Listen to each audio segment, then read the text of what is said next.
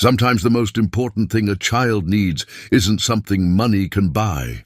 It's simply someone who understands. At an elegant wedding, a small boy in an expensive suit stands crying while hundreds of guests look on helplessly. His wealthy parents try everything to calm him, but nothing works. The child is deaf, and in a crowd full of people, he is completely alone.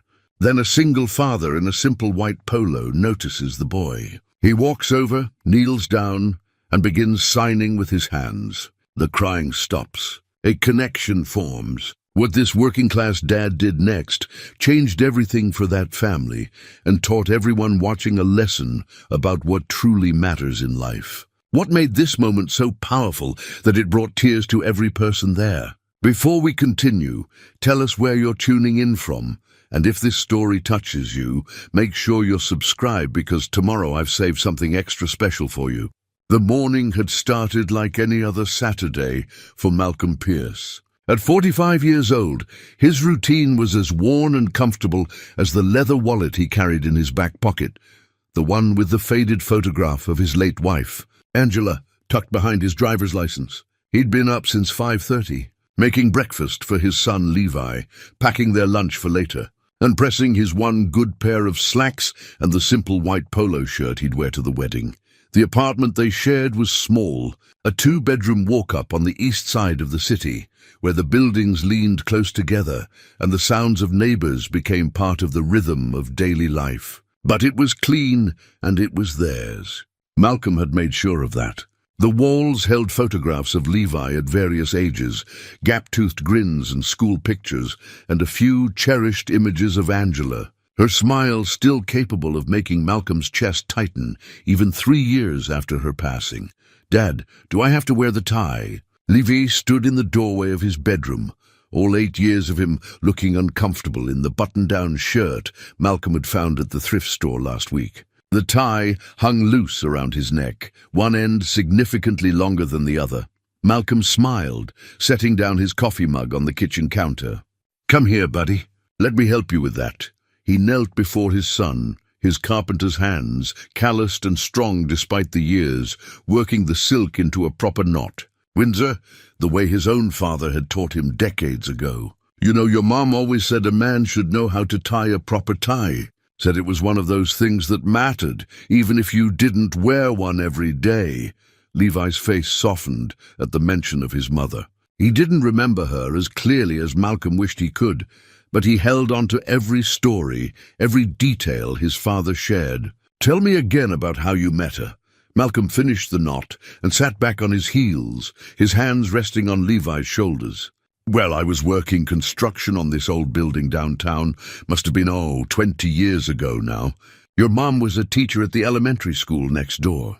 Every day at lunch, she'd sit on this bench with her students, reading to them under this big oak tree, and you walked by every day," Levi said, grinning because he knew the story by heart. "Every single day for 2 weeks, before I got up the courage to say hello." Malcolm stood, ruffling his son's hair. "She made me nervous, your mom. She was so smart, so kind. I thought she'd never give a guy like me the time of day. But she did," Levi said. "But she did." Malcolm's voice carried a weight of gratitude that hadn't diminished with time. "Best decision I ever made, walking up to that bench." "Well, second best." "You're the first." They finished getting ready, in comfortable silence, Malcolm checking the address one more time on the invitation that had arrived 3 weeks ago. Diane Sterling, his childhood friend from the neighborhood before his family moved across town, was getting married. They'd stayed in touch over the years, though their lives had taken very different paths. Diane had gone to college, then law school, built a career, married into money. Malcolm had worked with his hands, married for love, and built a life that was rich in ways that had nothing to do with bank accounts. The invitation had surprised him, not because Diane had sent it. She'd always been loyal to her old friends, but because it was to an estate wedding, the kind of affair Malcolm usually only saw in movies. He'd almost declined, worried about fitting in, about Levi feeling out of place. But Diane had called him personally, her voice warm and insistent. "Malcolm, your family. I don't care about any of that other stuff. I want you there." "I want Levi there, please." So here they were, climbing into his 20-year-old sedan that rattled when it hit 40 miles per hour, heading across town to a world that felt as foreign as another country. The Sterling estate sat on the edge of the city, where the urban sprawl gave way to rolling hills and old money. The driveway alone seemed longer than Malcolm Street, lined with ancient oak trees that created a canopy of green overhead. Cars were parked in neat rows on the grass, luxury vehicles that probably cost more than Malcolm made in 5 years. He found a spot at the far end, away from the main gathering, and took a deep breath before turning to Levi. "Remember what we talked about?" Levi nodded seriously. "Be polite. Say please and thank you. Don't touch anything expensive," Malcolm smiled. "And remember that we're just as good as anyone here. Different circumstances maybe, but that doesn't make us less. Your mom taught me that. We show up with kindness and dignity, and that's enough." "Okay, Dad." They walked together toward the ceremony site, Malcolm's hand resting lightly on Levi's shoulder. The wedding was set up in a sprawling garden behind the main house, where white silk canopies stretched between marble columns and hundreds of chairs faced an elaborate floral arch. Crystal chandeliers hung from the canopy framework, actual chandeliers. Outdoors, catching the afternoon sunlight and scattering it in prismatic patterns across the assembled guests. Malcolm felt the weight of curious glances as they found their seats toward the back. His white polo shirt, clean and pressed as it was, stood in stark contrast to the tailored suits and designer dresses around them. But he held his head high, nodded politely to those nearby, and focused on making Levi comfortable.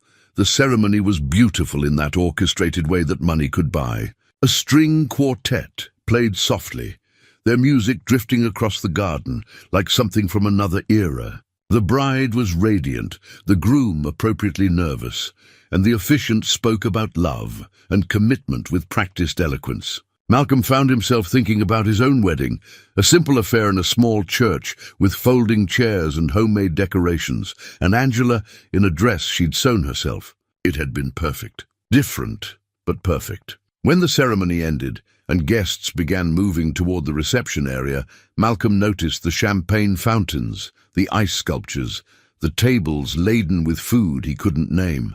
A jazz band set up near a polished dance floor, and waitstaff in crisp uniforms circulated with silver trays of hors d'oeuvres.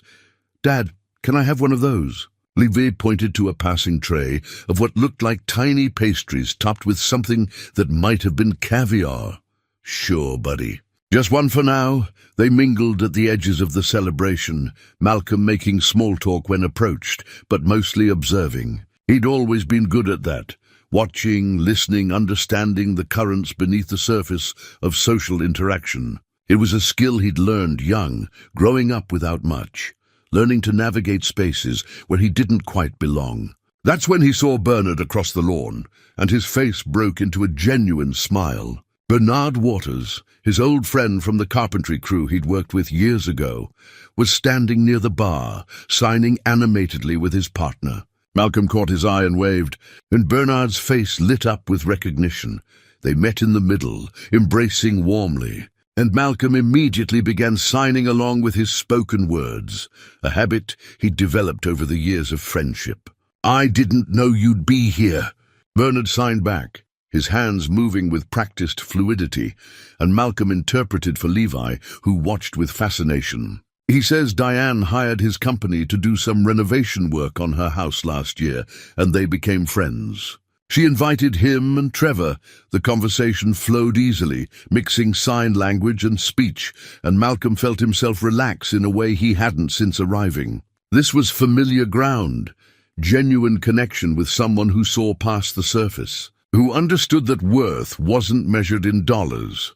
It had been Bernard who taught Malcolm sign language, patiently working with him during lunch breaks and after work, never making him feel stupid for his mistakes. Bernard had lost his hearing in his 20s after a construction accident, and he'd had to rebuild his entire life around that new reality. Malcolm had watched his friend navigate a world that often didn't accommodate him, that overlooked him, that made assumptions about his capabilities based solely on what he couldn't do, rather than what he could. That experience had changed Malcolm in ways he was still discovering. It had taught him to look beyond the obvious, to understand that communication came in many forms, and that the most important thing you could offer another person was the willingness to meet them where they were. The afternoon continued with easy conversation and laughter. Malcolm felt grateful for Bernard's presence, a familiar anchor in this sea of unfamiliar faces and social rituals he didn't quite understand.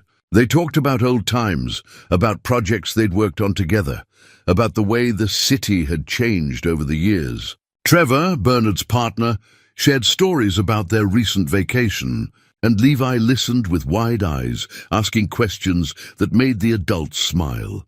But as the reception wore on and the sun began its descent toward the horizon, Malcolm noticed a shift in the atmosphere.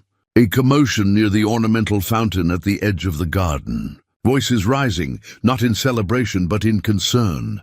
He turned, his instincts as a father making him immediately attentive to any sign of a child in distress. A small boy, maybe 6 years old, stood surrounded by a cluster of adults, all of them looking helpless and uncomfortable.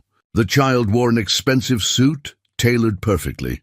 Probably cost more than Malcolm made in a month, but his face was red and streaked with tears, his small body shaking with the force of his crying. "What's wrong with that boy?" Levi asked, tugging on Malcolm's hand. Malcolm watched for a moment, his trained eye picking up details others might miss. The way the adults were talking to the child, their mouths moving rapidly, their frustration evident. The way the boy wasn't responding to their words, wasn't even seeming to hear them. The way his hands moved, not randomly but in specific gestures that looked intentional, deliberate, desperate. "I think he might be deaf." "Buddy," Malcolm said quietly, his heart already beginning to ache for the child. The crowd around the boy had grown. A woman in an elegant dress, the mother, Malcolm assumed from the way she hovered, knelt beside him, her face twisted with worry and helplessness. Her jewelry caught the light, diamonds that probably cost more than Malcolm's car, but all the wealth in the world couldn't bridge the gap between her and her son in this moment. A man in an expensive suit paced nearby, running his hands through his hair, his face tight with the kind of controlled frustration that came from someone used to solving problems with money and finding this one stubbornly resistant to that approach. Other guests watched from a polite distance, whispering among themselves, offering suggestions that clearly weren't helping. Someone brought a toy, an elaborate electronic device that probably cost hundreds of dollars. Someone else offered candy from one of the dessert tables. A third person tried to physically guide the child away from the fountain, but the boy only cried harder, his hands moving frantically in what Malcolm now recognized as signs, attempts to communicate that no one around him understood. On a nearby table, Malcolm noticed a sleek tablet in a custom case, the kind of augmentative communication device he'd seen advertised in magazines. Expensive technology designed to help, sitting unused because in this moment of crisis, no one had thought to reach for it. Or perhaps the boy was too distressed to use it. Either way, it sat there as a reminder that sometimes the most expensive solutions miss the most fundamental need, simple human connection. "Can you help him, Dad?" Levi's voice was small, concerned in that pure way children have before the world teaches them to look away from others' pain. Malcolm hesitated. This wasn't his world. These weren't his people. He was a guest here, and barely that. A childhood friend of the bride, someone who'd been included out of loyalty and kindness, but who didn't really belong among the crystal and champagne. What right did he have to insert himself into this family's private moment of struggle? What if he made things worse? What if his limited sign language wasn't enough? What if they resented his interference? But then the boy's eyes swept across the crowd, and for just a moment they locked with Malcolm's. In that instant, Malcolm saw something he recognized, the desperate isolation of someone trying to communicate and finding no one who spoke their language. He'd seen that look on Bernard's face years ago, in the early days after his accident, before he'd found his community, before he'd rebuilt his confidence. He'd seen it in Angela's eyes in the hospital, when the pain had been so great she couldn't find words, when all she could do was squeeze his hand and trust that he understood what she couldn't say. He'd seen it, and he'd never been able to walk away from it. "Stay here for a minute, okay?" Malcolm squeezed Levi's shoulder, then began making his way through the crowd. As he approached, he could hear the fragments of conversation, the escalating desperation in the adults' voices. "Julian, please, sweetheart, calm down. Maybe we should take him inside. Has anyone seen his tablet? Where's his communication device? I don't understand what he wants. Richard, do something." The mother's voice cracked on that last plea, and Malcolm saw the father's jaw tighten, saw the helplessness in his eyes. This was a man used to having answers, used to being in control, and the fact that he couldn't help his own son was clearly tearing him apart.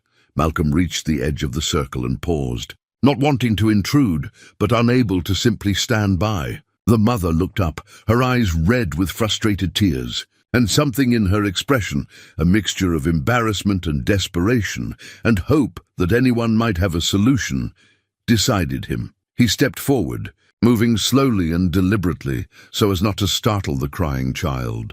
Several guests turned to look at him, their expressions ranging from curious to mildly annoyed at this interruption by someone so clearly out of place in his simple white polo among their tailored finery. But Malcolm ignored them, his focus entirely on the small boy whose world had somehow come apart. Gently, carefully, Malcolm lowered himself to one knee in front of the child, bringing himself to eye level.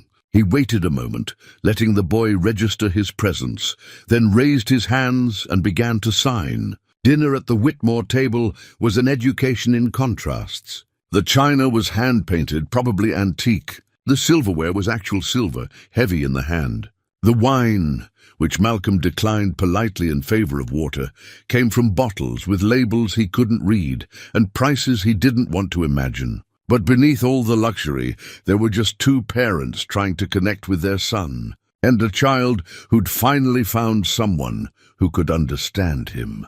Julian insisted on sitting between Malcolm and Levi.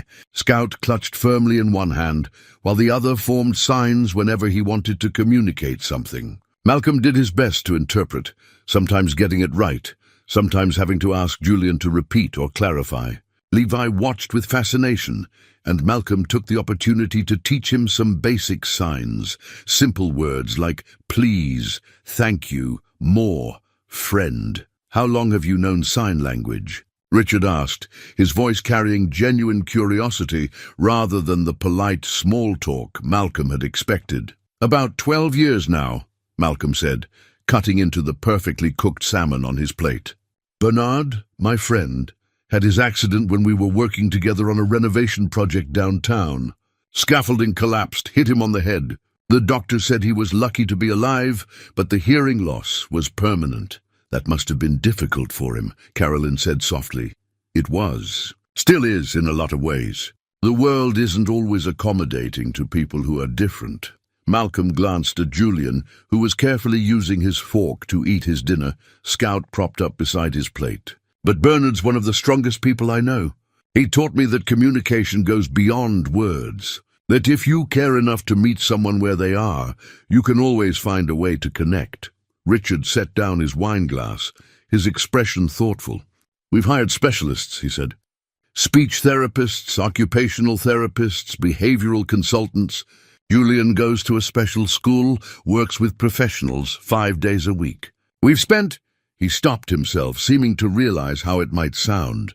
"We've invested everything we have in making sure he has the best care possible."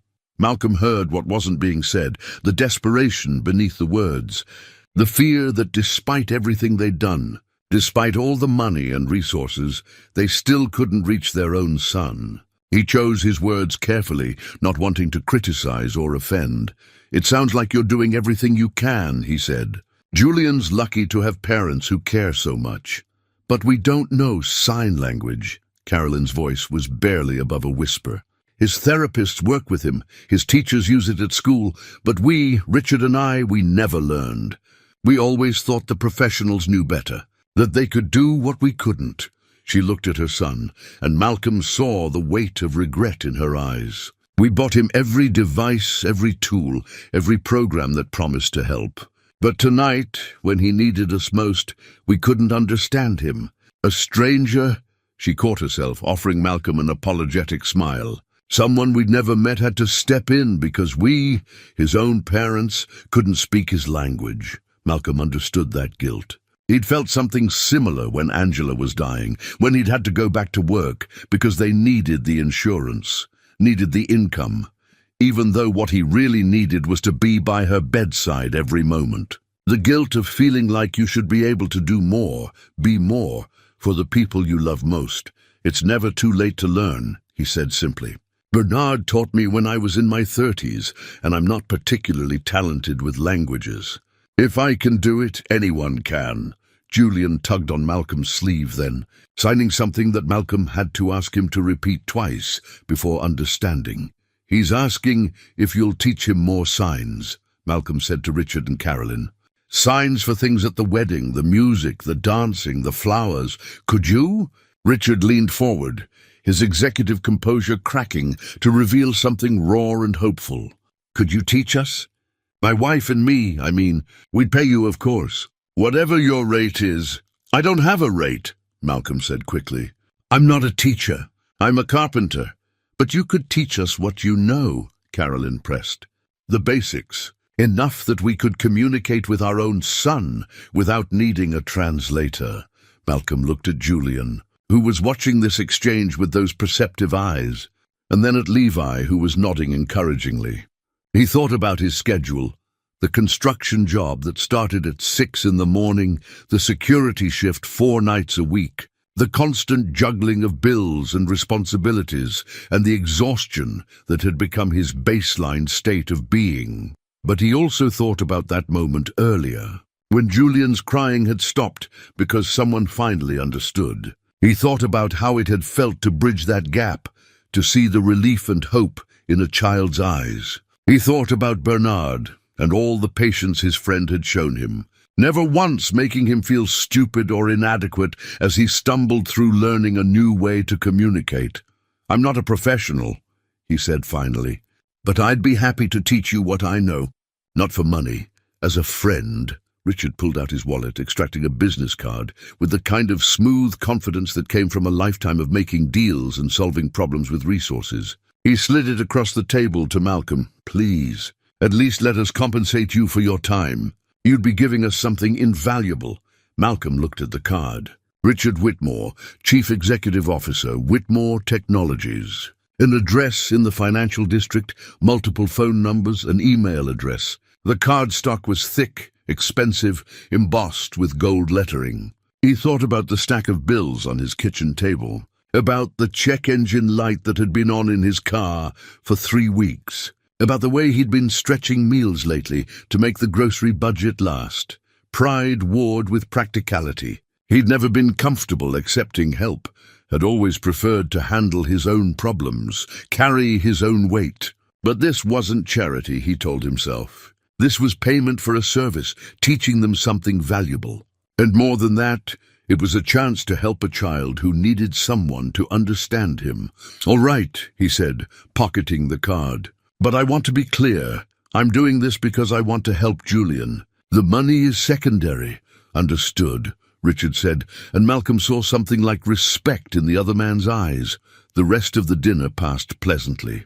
They talked about their lives, their families, the paths that had brought them to this moment. Richard spoke about his company, about the pressure of running a tech firm in a competitive market, about the travel that kept him away from home more than he liked. Carolyn talked about her former career as an attorney, how she'd given it up when Julian was born to focus on his care, how she sometimes missed the work but never regretted the choice. Malcolm shared what felt appropriate, his carpentry work, his love for his son, carefully edited versions of his life that didn't include the grinding financial stress or the loneliness that crept in late at night when Levi was asleep. He talked about Angela, about how she'd taught him that kindness costs nothing but means everything. As the evening wore on and the band began playing dance music, Julian signed something to Malcolm, his small face bright with hope. "He wants to know if you'll dance with him," Malcolm interpreted, surprised. "Will you?" Carolyn asked. "He never asks to dance. He finds the music overwhelming, usually." Malcolm looked at Julian's expectant face and couldn't say no. "Of course." They made their way to the dance floor, and Malcolm took Julian's small hands in his, showing him how to move to the rhythm. Julian couldn't hear the music, but he could feel the vibrations through the floor, could see the movement of the other dancers. Malcolm signed the word music and then fun, and Julian's face broke into a smile that was pure joy. Other guests stopped to watch, moved by the sight of this unlikely pair. The working-class man in his simple white polo and the small, deaf boy in his expensive suit, communicating without words, connecting across all the barriers that should have kept them apart. When the song ended, Julian hugged Malcolm again, and this time Malcolm saw tears in both Richard's and Carolyn's eyes as they watched their son embrace a virtual stranger with more openness and trust than he'd shown anyone in months. Dinner at the Whitmore table was an education in contrasts. The china was hand-painted, probably antique. The silverware was actual silver, heavy in the hand. The wine, which Malcolm declined politely in favor of water, came from bottles with labels he couldn't read and prices he didn't want to imagine. But beneath all the luxury, there were just two parents trying to connect with their son, and a child who'd finally found someone who could understand him. Julian insisted on sitting between Malcolm and Levi. Scout clutched firmly in one hand, while the other formed signs whenever he wanted to communicate something. Malcolm did his best to interpret, sometimes getting it right, sometimes having to ask Julian to repeat or clarify. Levi watched with fascination, and Malcolm took the opportunity to teach him some basic signs, simple words like please, thank you, more, friend. "How long have you known sign language?" Richard asked, his voice carrying genuine curiosity rather than the polite small talk Malcolm had expected. "About 12 years now," Malcolm said, cutting into the perfectly cooked salmon on his plate. "Bernard, my friend, had his accident when we were working together on a renovation project downtown. Scaffolding collapsed, hit him on the head. The doctor said he was lucky to be alive, but the hearing loss was permanent." "That must have been difficult for him," Carolyn said softly. "It was. Still is in a lot of ways. The world isn't always accommodating to people who are different." Malcolm glanced at Julian, who was carefully using his fork to eat his dinner, Scout propped up beside his plate. "But Bernard's one of the strongest people I know. He taught me that communication goes beyond words, that if you care enough to meet someone where they are, you can always find a way to connect." Richard set down his wine glass, his expression thoughtful. "We've hired specialists," he said. "Speech therapists, occupational therapists, behavioral consultants. Julian goes to a special school, works with professionals 5 days a week. We've spent—" He stopped himself, seeming to realize how it might sound. "We've invested everything we have in making sure he has the best care possible." Malcolm heard what wasn't being said, the desperation beneath the words, the fear that despite everything they'd done, despite all the money and resources, they still couldn't reach their own son. He chose his words carefully, not wanting to criticize or offend. "It sounds like you're doing everything you can," he said. "Julian's lucky to have parents who care so much. But we don't know sign language." Carolyn's voice was barely above a whisper. "His therapists work with him, his teachers use it at school, but we, Richard and I, we never learned. We always thought the professionals knew better, that they could do what we couldn't." She looked at her son, and Malcolm saw the weight of regret in her eyes. "We bought him every device, every tool, every program that promised to help. But tonight, when he needed us most, we couldn't understand him. A stranger—" She caught herself, offering Malcolm an apologetic smile. "Someone we'd never met had to step in because we, his own parents, couldn't speak his language." Malcolm understood that guilt. He'd felt something similar when Angela was dying, when he'd had to go back to work because they needed the insurance. needed the income, even though what he really needed was to be by her bedside every moment. The guilt of feeling like you should be able to do more, be more, for the people you love most. It's never too late to learn, he said simply. Bernard taught me when I was in my 30s, and I'm not particularly talented with languages. If I can do it, anyone can. Julian tugged on Malcolm's sleeve then, signing something that Malcolm had to ask him to repeat twice before understanding. He's asking if you'll teach him more signs, Malcolm said to Richard and Carolyn. Signs for things at the wedding, the music, the dancing, the flowers. Could you? Richard leaned forward, his executive composure cracking to reveal something raw and hopeful. Could you teach us? My wife and me, we'd pay you, of course. Whatever your rate is. I don't have a rate, Malcolm said quickly. I'm not a teacher. I'm a carpenter. But you could teach us what you know, Carolyn pressed. The basics. Enough that we could communicate with our own son without needing a translator. Malcolm looked at Julian, who was watching this exchange with those perceptive eyes, and then at Levi, who was nodding encouragingly. He thought about his schedule, the construction job that started at 6 in the morning, the security shift 4 nights a week, the constant juggling of bills and responsibilities, and the exhaustion that had become his baseline state of being. But he also thought about that moment earlier, when Julian's crying had stopped because someone finally understood. He thought about how it had felt to bridge that gap, to see the relief and hope in a child's eyes. He thought about Bernard and all the patience his friend had shown him, never once making him feel stupid or inadequate as he stumbled through learning a new way to communicate. I'm not a professional, he said finally, but I'd be happy to teach you what I know. Not for money, as a friend. Richard pulled out his wallet, extracting a business card with the kind of smooth confidence that came from a lifetime of making deals and solving problems with resources. He slid it across the table to Malcolm. Please, at least let us compensate you for your time. You'd be giving us something invaluable. Malcolm looked at the card. Richard Whitmore, Chief Executive Officer, Whitmore Technologies. An address in the financial district, multiple phone numbers, an email address. The cardstock was thick, expensive, embossed with gold lettering. He thought about the stack of bills on his kitchen table, about the check engine light that had been on in his car for 3 weeks, about the way he'd been stretching meals lately to make the grocery budget last. Pride warred with practicality. He'd never been comfortable accepting help, had always preferred to handle his own problems, carry his own weight. But this wasn't charity, he told himself. This was payment for a service, teaching them something valuable. And more than that, it was a chance to help a child who needed someone to understand him. All right, he said, pocketing the card. But I want to be clear. I'm doing this because I want to help Julian. The money is secondary.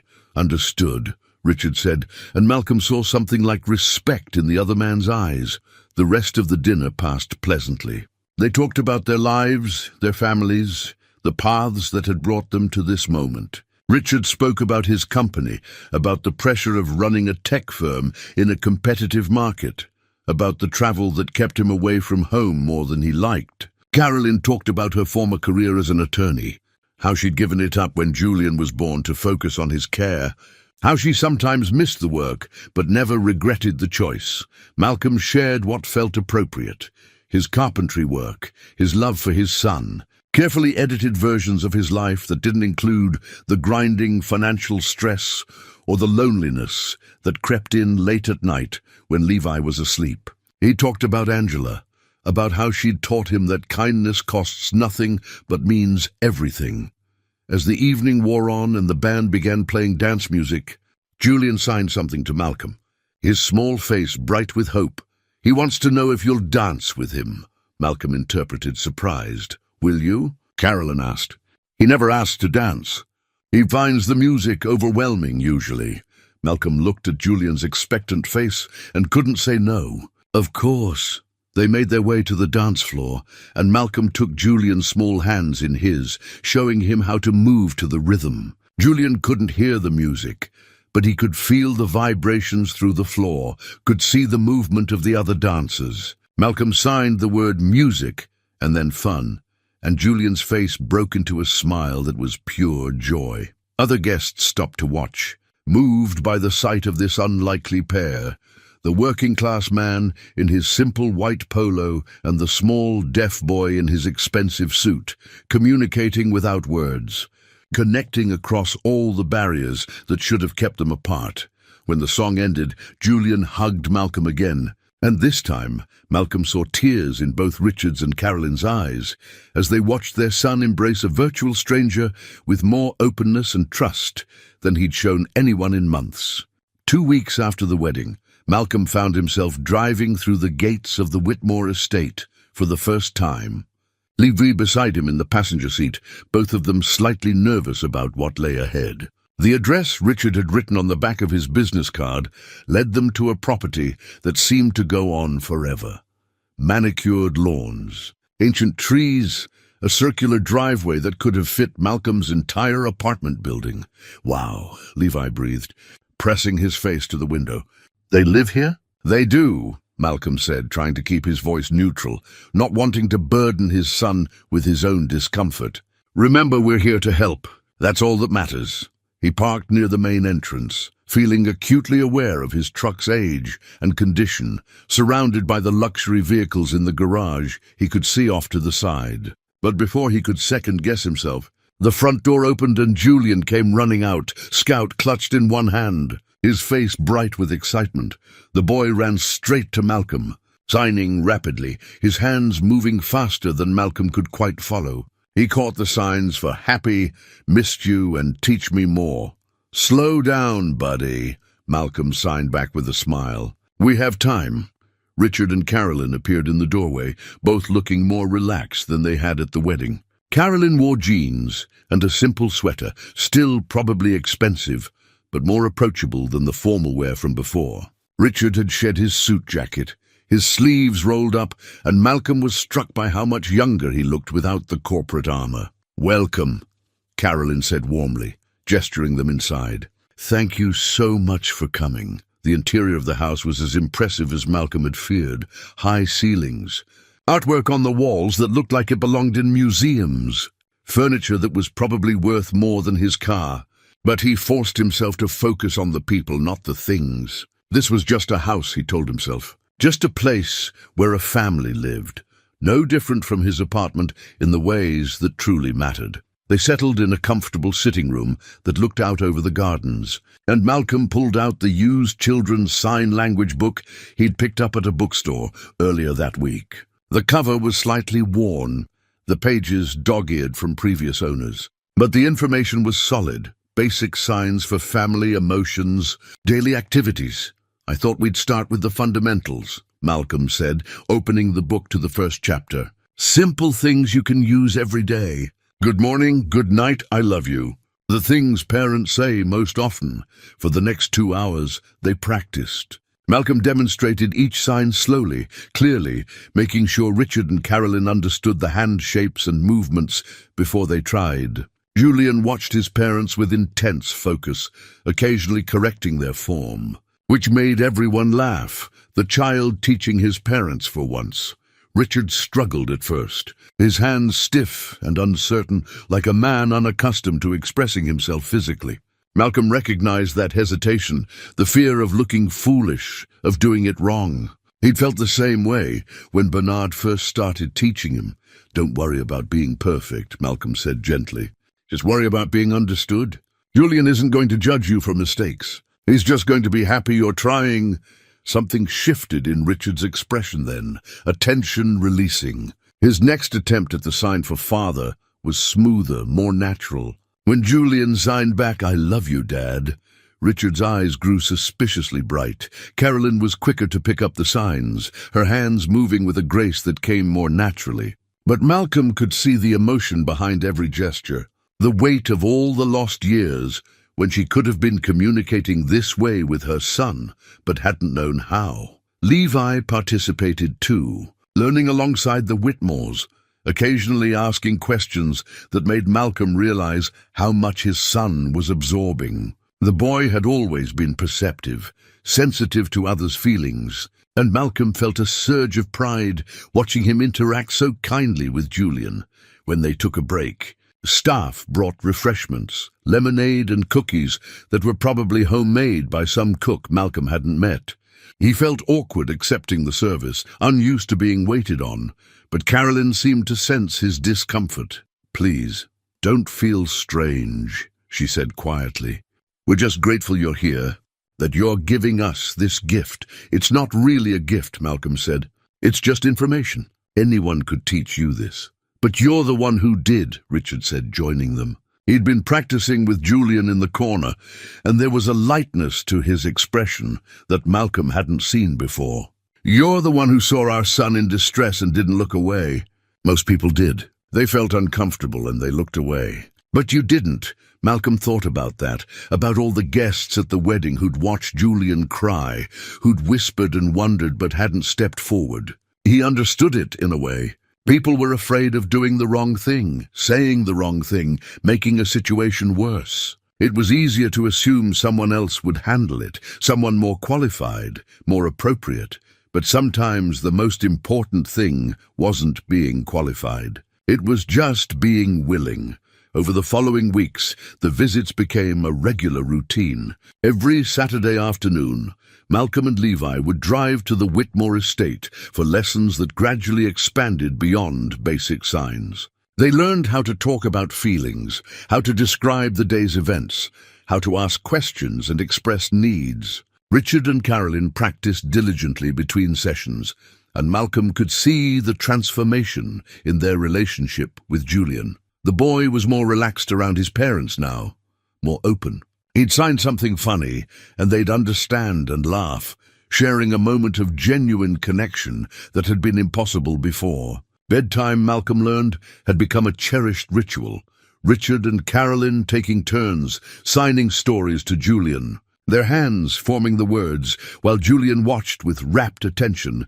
But Malcolm also learned more about the Whitmore's world during these visits, and it wasn't all mansions and privilege. He learned that Richard worked 70-hour weeks, constantly traveling for business, missing Julian's milestones and school events. He learned that Carolyn had given up a career she loved, isolated herself from friends and colleagues, poured all her energy into managing Julian's care.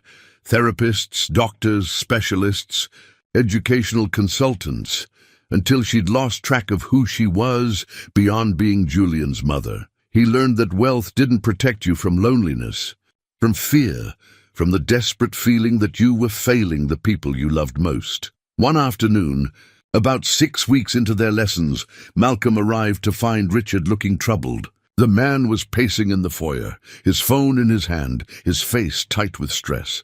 "Is everything all right?" Malcolm asked. Richard looked up, seeming to come back to himself. "Work situation.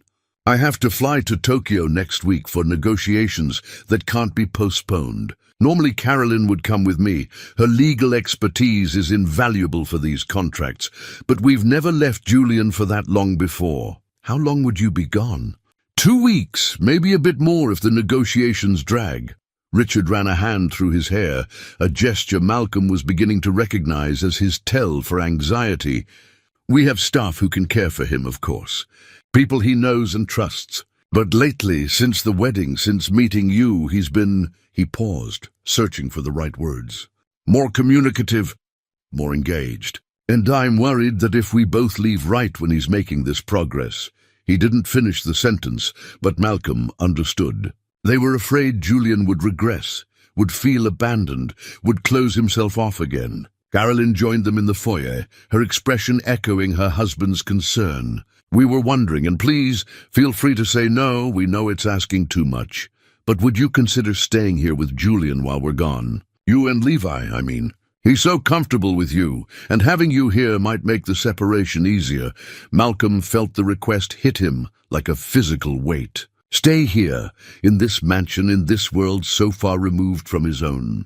The idea was absurd. He had jobs, responsibilities, a life that didn't include playing temporary guardian to a billionaire's son in an estate that probably had more rooms than his apartment building. "I couldn't," he started, but Richard held up a hand. "We'd compensate you, of course. For your time, for the wages you'd lose from your other work. We'd make sure you weren't out of pocket for helping us. And it would only be 2 weeks, maybe less if things go smoothly. Malcolm looked at Levi, who was in the other room with Julian, the two boys building something with blocks, communicating through that mixture of basic signs and childhood intuition. He thought about the check engine light in his car that he still hadn't been able to afford to fix, about the notice from the electric company warning about disconnection if he didn't catch up on his overdue balance, about the careful calculations he did every month, deciding which bills to pay and which to let slide another 30 days. Pride told him to refuse. This felt too much like charity, like accepting handouts from people who saw him as some kind of project, the poor carpenter they could help, the good deed that would make them feel better about their privilege. But then he thought about Julian, about the progress the boy had made, about how much it would hurt to feel abandoned by the parents he was just learning to communicate with again. "It's not charity," Carolyn said softly, as if reading his thoughts. "It's us asking for help because our son needs you, because he trusts you in a way he hasn't trusted anyone in a long time. We wouldn't ask if it wasn't important." Malcolm took a breath, pushing down his discomfort. "Let me think about it. Talk to my employers, see if I can arrange time off." "Of course," Richard said. "Take whatever time you need to decide." But even as he said it, Malcolm knew what his answer would be. He'd never been able to turn away from a child in need, and Julian needed stability right now, needed someone who could communicate with him, who understood him. If Malcolm could provide that, how could he refuse? That evening, after they'd returned home and Levi was in bed, Malcolm sat at his small kitchen table with a calculator and a notepad, working through the numbers. The compensation Richard had mentioned would cover his lost wages from both jobs, and then some. It would let him catch up on bills, get his car fixed, maybe even put a little aside for emergencies. The practical part of his brain knew this was a good opportunity, a chance to ease the financial pressure that had been building for months. But another part of him, the part that remembered what it was like to grow up without much, to always be aware of the divide between his family and those who had more, worried about what this meant, about whether he was crossing some line, becoming dependent on the Whitmore's wealth, losing his independence. He thought about what Angela would say if she were here. She'd always been practical, but also compassionate. She'd probably tell him to stop overthinking it, to help the family that needed him, and accept the help they were offering in return. She'd remind him that pride was fine until it kept you from doing good or accepting good when it was offered. The next Saturday, he told Richard and Carolyn he'd do it. The following week passed in a blur of preparation. Malcolm arranged time off from both his jobs, not easy but possible, when he explained the situation. He packed bags for himself and Levi, feeling strange about bringing their modest belongings into the Whitmore mansion. He talked to Levi about what to expect, about behaving respectfully, about understanding that this was temporary and different from their normal life. "I know, Dad," Levi said with the patience of a child who'd been raised to understand that life wasn't always easy or straightforward. "We're helping Julian.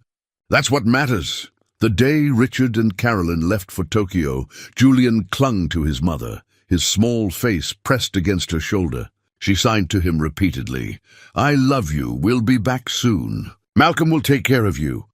But tears still streaked down the boy's cheeks. Richard knelt beside his son, his own eyes bright with emotion, and signed something that made Julian pause. Malcolm caught part of it, something about trust, about being brave, about how sometimes people who love you have to go away, but they always come back. Then they were gone, and Malcolm stood in the enormous foyer with Levi and Julian, feeling the weight of responsibility settle over him like a heavy coat. That first evening was challenging.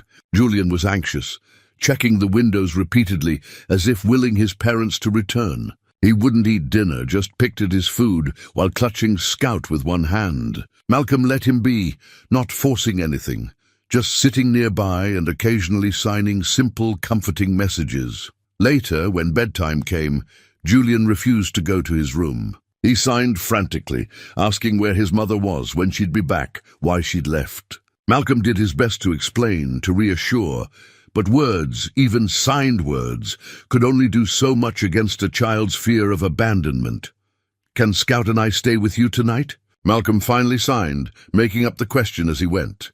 Hoping he'd gotten the grammar right, Julian nodded vigorously, and so Malcolm found himself in one of the estate's many guest rooms, a space larger than his entire apartment, with Julian in one bed and Levi in another, both boys eventually falling asleep while Malcolm sat in a chair between them. Keeping watch, the next few days established a routine. Malcolm woke early, as was his habit, and made breakfast in the enormous kitchen, feeling awkward using equipment he barely understood. The kitchen staff had the week off at Richard's instruction. He'd wanted Malcolm and the boys to feel comfortable, not observed, so Malcolm relied on his basic cooking skills and whatever he could figure out from the high-end appliances. They spent mornings doing sign language practice, with Malcolm teaching both boys new vocabulary. Julian was a quick learner, hungry for more words, more ways to express himself. Afternoons were for playing outside in the gardens or exploring the parts of the estate Julian wanted to show them. Malcolm found himself fixing things as they went. A loose cabinet hinge in the kitchen, a wobbly table leg in the library, a squeaky door that had been bothering Julian. He couldn't help it. His carpenter's instincts kicked in whenever he saw something that needed attention. The staff would probably have handled it eventually, but Malcolm felt better being useful, contributing in some tangible way beyond just being present. Evenings were quieter. They'd have dinner together, the three of them at the small breakfast table rather than the formal dining room. And afterward Malcolm would read to the boys, signing the stories for Julian, speaking them for Levi, trying to make sure both felt included. Julian's favorite book was about a dog who went on adventures, which made sense given his attachment to Scout. One night, about 5 days into the stay, Julian signed something to Malcolm that made him pause. The boy's hands moved carefully, deliberately, forming words Malcolm had taught him weeks ago. "You make me feel safe. Like Mom and Dad, but different. You understand me."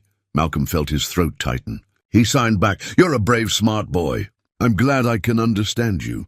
I'm glad we're friends."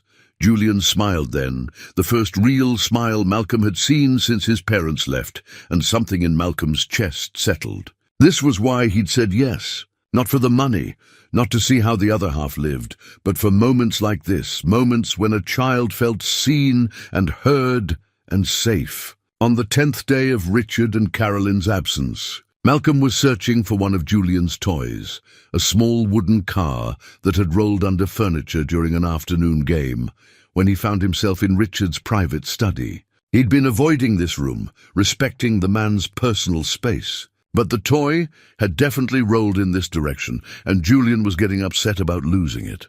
The study was impressive, but surprisingly intimate, lined with books, decorated with personal photographs, rather than the formal artwork that dominated the rest of the house. Malcolm found the toy quickly, wedged behind a bookshelf leg, but as he bent to retrieve it, his eye caught on a photograph on a nearby shelf. It showed a young Richard, maybe 10 years old, standing next to another boy who looked about 8. Both were smiling at the camera, and the younger boy's hands were frozen mid-sign, caught in the act of communicating. Malcolm's heart began to pound, even before his conscious mind understood why.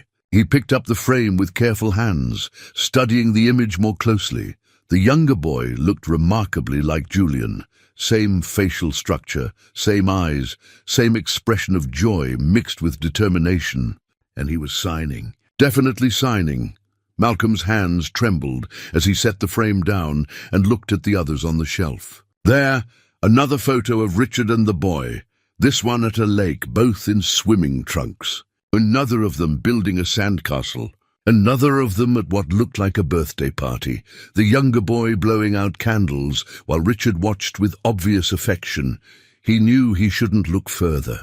This was private, personal, none of his business. But something drew him to the desk drawer that was slightly ajar.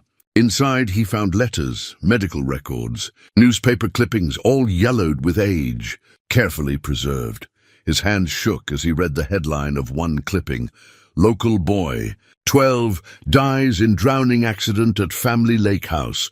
The article was brief, clinical in its details. Peter Whitmore, younger son of businessman Gerald Whitmore, had drowned while the family was vacationing at their summer property. The boy had been deaf since birth. The investigation found no evidence of foul play. A tragic accident, the authorities concluded. The family had declined to comment beyond a brief statement. Malcolm found more, medical records showing Peter's diagnosis of congenital deafness, reports from various specialists, receipts for hearing aids and communication devices. And then, buried deeper, he found something that made his breath catch, a handwritten letter. The paper brittle with age, the ink faded but still legible. It was from Richard, addressed to no one, dated a week after Peter's death. The handwriting was younger, shakier, the words of a traumatized teenager trying to process guilt. I was supposed to watch him. Dad said I was in charge while he took the call. It was business, always business. I was on my phone, texting friends about plans for the weekend. Peter wanted to show me something. He was signing, asking me to come look at something he'd found in the water. I told him to wait. I told him I was busy. I didn't even look up.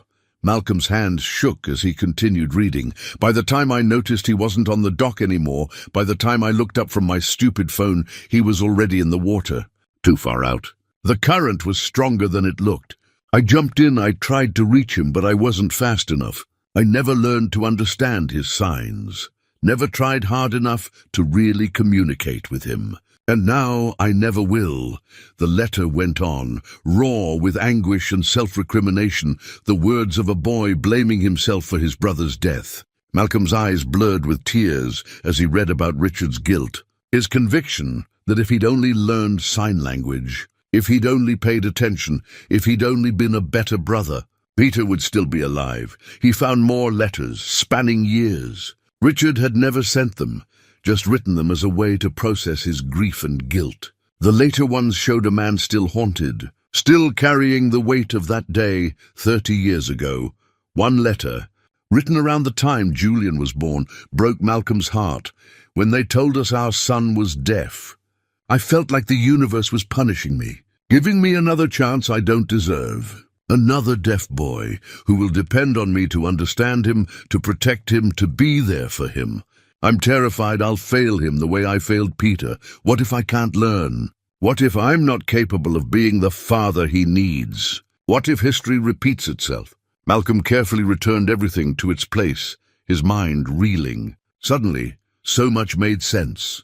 Richard's initial frustration at the wedding when he couldn't understand Julian, his desperate hiring of specialists, his workaholism that kept him away from home. It wasn't just about being a busy executive or not knowing how to connect with his deaf son. It was about guilt so deep it had shaped 30 years of his life. It was about trying to solve with money and resources what he believed he was personally incapable of providing: understanding, connection, presence. The hiring of endless specialists wasn't just about giving Julian the best care. It was Richard's way of ensuring his son had what Peter never had, people who could communicate with him, understand him, keep him safe. It was compensation for what Richard believed he couldn't give himself, and Malcolm's role in all of this. Suddenly that made sense too. Richard hadn't just been grateful for Malcolm's help at the wedding. He'd been witnessing his worst nightmare averted, his deaf son in distress, unable to be understood, isolated in a crowd. Malcolm stepping in with sign language had been everything Richard wished he could have been for Peter, everything he feared he couldn't be for Julian. The generosity, the invitation to teach them sign language, the request that Malcolm stay with Julian while they were away. None of it was really about Malcolm at all. It was about Richard desperately trying to do things differently this time, to not let another deaf boy down, to somehow atone for what he saw as his unforgivable failure all those years ago. Malcolm sat down heavily in Richard's desk chair, his mind spinning. He thought about all their conversations over the past months, about how Richard had opened up about his emotionally distant father, about the pressure of work, about his fear of not being present enough for Julian. But he'd never mentioned Peter, never mentioned the brother he'd lost, the guilt he carried, the real reason he struggled so much with his deaf son. That evening, Richard called for his usual check-in. Malcolm answered the video call in the study, and for the first time since meeting the man, he saw past the executive composure to the wounded boy underneath. Richard asked about Julian, about how the day had gone, and Malcolm gave his usual report. But something in his voice must have been different, because Richard's expression shifted. "Is everything all right?" Richard asked. Malcolm looked at the man on the screen, at the anxiety barely concealed behind his professional demeanor, and made a decision. He wouldn't mention the discovery now, not over a video call when Richard was thousands of miles away. But he would mention it when the man returned, would create space for that conversation to happen. Because Richard had been carrying this weight alone for 30 years, and maybe, just maybe, it was time to set it down. "Everything's fine," Malcolm said gently. "Julian's doing great. We're all doing great. You should see how much his signing has improved just this week." He saw relief wash over Richard's face, saw the man's shoulders relax slightly. "Thank you, Malcolm, for everything. I don't know what we would have done without you. You'd have figured it out," Malcolm said, meaning it. "You're a good father, Richard. Julian knows that." After the call ended, Malcolm sat in the study for a long time, thinking about the ways we carry our pain, the ways we try to make amends for the past, and how sometimes the people we think we're helping are actually helping us understand ourselves. Richard and Carolyn returned home on a Tuesday afternoon, their faces showing the exhaustion of international travel, but also relief at being back. Julian ran to them the moment they walked through the door, and Malcolm watched as Richard dropped his briefcase and fell to his knees, gathering his son into his arms. The embrace lasted long enough that Carolyn's eyes filled with tears, and Malcolm understood that this wasn't just a father greeting his son after a business trip. This was a man holding onto something precious, something he'd lost once before and lived in fear of losing again. That evening, after Julian was asleep and Levi was settled in the guest room for one final night before they went home, Malcolm asked Richard if they could talk. He saw the way the man's expression tightened, the way his shoulders tensed. Somehow, Richard knew this wasn't going to be a simple conversation about Julian's progress. They walked the estate grounds together, the late summer evening warm and still. The gardens were beautiful in the fading light, carefully maintained flower beds giving way to wilder spaces at the edges of the property. For a while neither spoke, and Malcolm let the silence stretch, giving Richard time to prepare himself for whatever was coming. "I need to tell you something," Malcolm finally said, "and I need you to know that I wasn't snooping. I was looking for Julian's toy car, and I ended up in your study, and I saw—" He paused, choosing his words carefully. "I saw the photographs of you and your brother." Richard stopped walking. His face went pale, then flushed, emotions flickering across it too quickly for Malcolm to track. When he spoke, his voice was barely above a whisper. "Peter?" "Yes." Malcolm's voice was gentle. "I saw the photos, and I found some of the letters. I'm sorry. I shouldn't have looked, but once I started, I couldn't stop. And Richard, I'm so sorry for what you went through, for what you've been carrying all these years." Richard's breath came out in a shuddering exhale. He walked a few more steps, then sat heavily on a stone bench near the garden fountain. Malcolm sat beside him, not touching, just present. "I've never told Carolyn the whole truth," Richard said after a long moment. "She knows I had a brother who died, knows he was deaf, but she doesn't know." His voice cracked. "She doesn't know it was my fault." "It wasn't your fault," Malcolm said firmly. "You were a child. You were 10 years old. I was supposed to watch him. My father put me in charge." Richard's hands gripped his knees, knuckles white. "Dad was always working, always on calls, always prioritizing business over everything. That day at the lake, he got an important call and told me to keep an eye on Peter, and I did what I'd learned from him. I put something else first. My phone, my friends, my teenage concerns. I ignored my brother when he tried to get my attention. I didn't see him go into the water. By the time I looked up, he broke off, his breath coming in gasps. Malcolm waited, letting the man find his way through the pain. I jumped in immediately. I tried to reach him, but the current was too strong, and Peter was already too far out, and I wasn't a strong enough swimmer. I couldn't. Richard's voice broke completely. I couldn't save him. The rescue team found him 20 minutes later. 20 minutes. If I'd just looked up sooner, if I'd paid attention, if I'd learned to understand his signs instead of always being too busy. Richard, Malcolm said quietly, you were a child. And from what I read, it sounds like your father, like the adults around you, taught you to prioritize work over presence. You learned that behavior. You didn't invent it. That doesn't excuse it. No, Malcolm agreed. But it explains it. And you've been punishing yourself for 30 years for a mistake you made as a boy. A mistake that wasn't entirely yours to make. Richard looked at him, his eyes red and wet. When Julian was born, when they told us he was deaf, I thought, he swallowed hard. I thought it was the universe giving me another chance. Or maybe punishing me. I couldn't tell which. And I was terrified. What if I failed him the way I failed Peter? What if I couldn't protect him, couldn't understand him, couldn't be what he needed? So you hired specialists, Malcolm said, understanding. You threw money and resources at the problem because you didn't trust yourself to be enough. I hired everyone I could find. Speech therapists, occupational therapists, behavioral consultants. I made sure Julian had every advantage, every tool, every possible support system. But I never learned sign language myself. I told myself the professionals knew better, that I'd just get in the way, that Julian was better off with experts. Richard's laugh was bitter. But the truth is, I was afraid. Afraid that if I tried to learn and failed, if I couldn't communicate with him, it would prove what I've always believed, that I'm not capable of being what a deaf child needs. And then at the wedding, Malcolm prompted gently. At the wedding, my worst nightmare came true. Julian in distress, crying, trying to communicate, and I couldn't understand him. None of us could. I felt like I was watching Peter all over again. Another deaf boy I'd failed, another moment where I wasn't enough. Richard turned to Malcolm, his expression raw. And then you came. You knelt down, you signed to him, and he stopped crying. Just like that. You did what I should have been able to do. What I would have been able to do if I'd had the courage to try years ago. But you did try, Malcolm said. After that night, you asked me to teach you. You've been learning.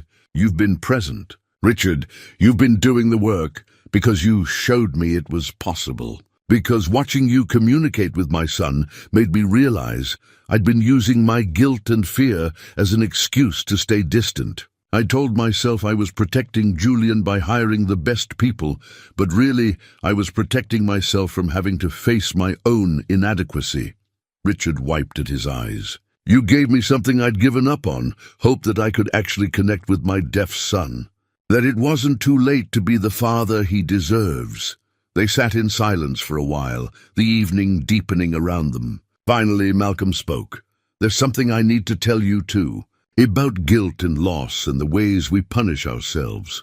He took a breath, steadying himself. When my wife Angela was dying, I had to keep working. We needed my insurance, needed the income for her medical bills. So I worked during the day, sat with her at night, barely slept. And near the end, there was this one evening when I was so exhausted, I fell asleep in the chair beside her bed. She died while I was sleeping. I didn't get to say goodbye. I didn't get to hold her hand during her last moments. Richard turned to look at him, and Malcolm continued. For months afterward, I blamed myself. If I'd just stayed awake, if I'd just been more present, maybe she wouldn't have felt alone. Maybe she would have known how much I loved her. Maybe those last words I never got to say would have made some difference. Malcolm's voice was steady now, the pain old enough to speak about without breaking. But eventually I realized something. The guilt was a way of maintaining control. If it was my fault, then there was something I could have done differently. It meant the universe made sense, that tragedy could be prevented with the right actions. But the truth is harder. Sometimes terrible things happen, and they're not anyone's fault. They just are. How did you? Richard's voice was hoarse. How did you let go of the guilt? I didn't, not entirely. I still carry it sometimes. But I learned to carry it differently. I learned that the best way to honor Angela's memory wasn't to punish myself forever, but to be the kind of father she would have wanted for Levi, to be present, to be kind, to show up even when it's hard. Malcolm met Richard's eyes. And you have a chance to do the same. Peter is gone, and that's a tragedy you can't change. But Julian is here. He's alive, and he needs you. Not the guilty version of you that keeps himself at a distance, but the real you. The father who's learning to sign, who's trying to be present, who's doing the hard work of change. Richard was quiet for a long time, and when he finally spoke, his voice was thick with emotion. Carolyn and we want to invite you somewhere. To the lake house where Peter died. We've never gone back, not once in 30 years. But I think, he paused, gathering courage, I think it's time. And I think having you there, having someone who understands, might make it possible. Malcolm felt the weight of what was being asked. This wasn't just an invitation to a vacation property. This was Richard asking for support as he faced the sight of his deepest trauma, as he tried to create new memories in a place haunted by the old ones. When? Malcolm asked simply. Next month. We'd like to take Julian there, show him the lake, let him experience the place without the shadow of tragedy hanging over it. But I don't think I can do that. Face that place, be strong for Julian without someone who knows the truth. Without someone who can help me through it if I start to break. Richard's voice was steady, despite the tears on his face. Would you come? You and Levi? Not as an employee or a teacher, but as friends? Malcolm thought about his own journey through grief, about how the hardest moments had been the ones he'd faced alone. He thought about the courage it took for Richard to even consider returning to the place where his brother had died, much less to bring his own deaf son there and try to transform it from a site of trauma into a place of healing. Yes, he said. We'll come. 1 month later, both families arrived at the lake house in the late afternoon. The property sat on the edge of a pristine mountain lake, surrounded by pine forests that stretched toward distant peaks. The house itself was beautiful in an understated way. Cedar and stone, large windows overlooking the water, a wide deck that extended toward a wooden dock. Richard's hands shook as he turned off the car. Malcolm, following in his own vehicle with Levi, saw the way the man gripped the steering wheel, saw Carolyn reach over to squeeze his arm. They sat like that for a moment, both of them staring at the house that held so many painful memories. Gathering the courage to step inside, Julian was oblivious to the tension, his face pressed to the window, excited by the sight of the lake. He signed rapidly to his mother, asking questions about the water, the trees, whether they could go swimming. Carolyn answered automatically, her hands forming the signs, even as her eyes remained fixed on her husband's face. Malcolm got out first, helping Levi with their bags, giving Richard and Carolyn the space they needed. But when Richard finally emerged from the car, his face was pale and his breathing shallow. Malcolm moved to his side without a word, a steady presence. I haven't been here in 30 years, Richard said quietly. The house has been maintained but never used. I couldn't bring myself to sell it, but I couldn't come back either. You're here now, Malcolm said. That's what matters. They entered the house together, and Malcolm could see Richard taking in every detail. The furniture covered in dust sheets, the photographs still on the walls from 3 decades ago, the sense of a place frozen in time. Julian ran ahead, exploring with the fearless curiosity of a 6-year-old, Levi following close behind. That evening, after they'd settled in and had dinner, Richard asked Julian if he wanted to hear a story. The boy nodded eagerly, clutching Scout, and they all gathered in the living room. The two families that had become so intertwined over the past months. Richard's hands trembled as he began to sign, speaking aloud as well so everyone could follow. A long time ago I had a brother. His name was Peter, and he was a lot like you, Julian. He was deaf, and he was brave, and he loved this lake very much. Julian watched his father with wide eyes, sensing the importance of this moment even if he didn't fully understand it. Peter was younger than me, but he was my best friend. We did everything together, built sandcastles, went fishing, explored the woods. He taught me to be patient, to pay attention, to see the world differently. Richard's voice caught, and Carolyn moved closer, her hand on his knee in support. One day, I made a mistake. A very big mistake. I wasn't paying attention when I should have been, and Peter... He stopped, unable to continue for a moment. Malcolm saw the tears streaming down Richard's face, saw the way his hands shook as he tried to form the next signs. Malcolm reached over and gently touched Richard's arm. The man looked at him, and Malcolm nodded. "You can do this. You need to do this." Richard took a shuddering breath and continued. Peter went into the water, and the current was too strong. I tried to save him, but I couldn't. He died that day, and I've spent every day since then wishing I could go back and do things differently, wishing I'd been a better brother, wishing I'd learned to understand his signs the way I should have. He looked at Julian, his eyes full of love and pain and determination. "When you were born, and the doctors told us you were deaf, I was so scared. I was afraid I'd fail you the way I failed Peter. I was afraid I couldn't be the father you needed. So I tried to hire other people to do what I thought I couldn't, to understand you, to communicate with you, to keep you safe." Julian's small brow furrowed, processing this information. He signed something, and Richard had to ask him to repeat it. "Why didn't you learn to sign with me?" Malcolm interpreted the child's question. Richard's face crumpled. "Because I was afraid. Afraid that if I tried and failed, it would prove I wasn't a good enough father. But I was wrong. Malcolm showed me that. He showed me that trying, even when you're scared, even when you might make mistakes, that's what being a good father means. Being present, being willing to learn, being there." He pulled Julian into his arms, signing against the boy's back. "I'm sorry it took me so long to learn your language. I'm sorry I wasn't there the way I should have been. But I'm here now, and I'm never going to stop trying to understand you, to know you, to be the father you deserve." Julian held tight to his father, and Malcolm saw the boy sign something against Richard's chest. "I love you, Dad.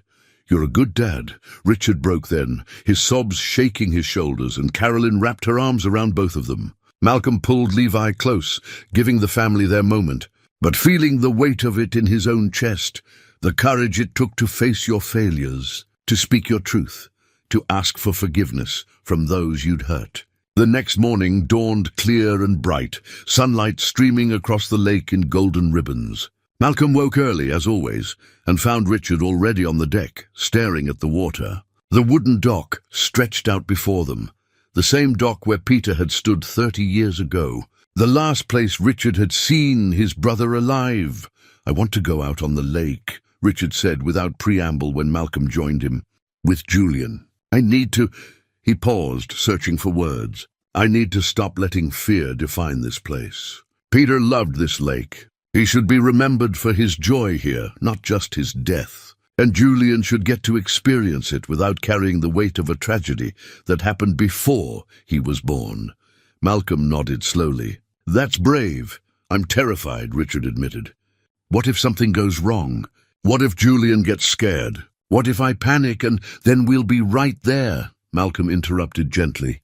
"Levi and I will take the kayak. We won't let anything happen to either of you." An hour later, they stood at the dock, life jackets secured. The old rowboat Richard and Peter had used decades ago now cleaned and inspected.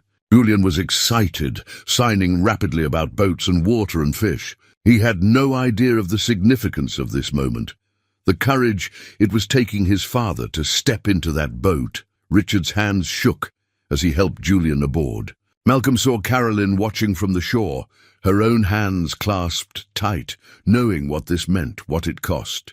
Richard settled onto the rowing bench, Julian sitting across from him, Scout tucked safely in a waterproof bag at the boy's feet. Malcolm and Levi pushed off in the kayak, staying close but giving them space. The morning was perfect. Still air, calm water, the kind of day that made you believe nothing bad could ever happen here. But Malcolm knew that Peter had died on a day much like this one. That tragedy didn't announce itself with storms and warning signs. Richard rowed slowly, methodically, his strokes uncertain at first, but growing steadier. Julian trailed his hand in the water, delighted by the sensation, occasionally signing questions to his father about the fish he saw or the birds overhead. And Richard answered each one, his hands leaving the oars to sign, his face showing the effort it took to stay present rather than lost in memory. They reached the middle of the lake, and Richard stopped rowing. The boat drifted, rocking gently. Malcolm kept the kayak a respectful distance away, but close enough to reach them if needed. Richard began signing to Julian, and Malcolm was close enough to see most of it. He was telling his son about Peter, about the games they played on this lake, about how Peter could feel the vibrations of the boat motor through the wood, about the time Peter caught a fish so big it had taken both brothers to reel it in. Happy memories, joyful ones, reclaiming this place from the shadow of death. Julian listened intently, then signed something that made Richard pause. The boy pointed to the water, then to the sky, then signed a question. Malcolm caught enough of it to understand. Julian was asking if Uncle Peter was watching them now, if he was happy they were here. Richard's face worked through a dozen emotions before settling on something like peace. He signed back, and though Malcolm couldn't catch all of it, he saw the word yes repeated several times, saw the way Richard smiled through his tears, saw him tell his son that Peter would have loved him, would have been proud to have such a brave nephew. Then Julian did something unexpected. He reached across the boat and took his father's hands in his small ones. Not to sign, just to hold. A gesture of comfort from child to parent, an intuitive understanding that his father needed reassurance in this moment. They sat like that in the middle of the lake, father and son holding hands, the past and present converging. Malcolm felt his own eyes blur with tears, felt Levi lean against him in the kayak, both of them witnesses to something sacred, a man making peace with his grief, a child offering love without fully understanding why it was needed, a family choosing healing over haunting. When they finally rowed back to shore, Richard's face was transformed. The tension that Malcolm had always seen in him, the tightness around his eyes, the weight in his shoulders, it had eased, not disappeared entirely, but lightened. He'd faced the place of his deepest trauma and found that it could hold new memories. Better ones, memories of connection rather than loss. Carolyn met them at the dock, and Richard stepped out of the boat and into her arms, holding her tight. "I told him," Malcolm heard Richard whisper. "I told Julian about Peter. And I think I finally told myself the truth too, that I was a child who made a mistake. That I've paid enough, that it's time to let Peter rest and focus on being present for the son I still have." That evening, as the sun set over the lake, they built a small fire on the beach. The four of them, Richard, Carolyn, Malcolm, and the two boys, sat together in comfortable silence, watching the flames dance. Julian fell asleep against his father's shoulder. Scout clutched in his arms, and Richard signed something one-handed to the darkening sky. Malcolm didn't need to ask what he was saying. He could see it in the man's face, a goodbye to the guilt he'd carried for 30 years, a thank you to the brother he'd lost, and a promise to the son he still had to be present, to be there, to never again let fear keep him from connection.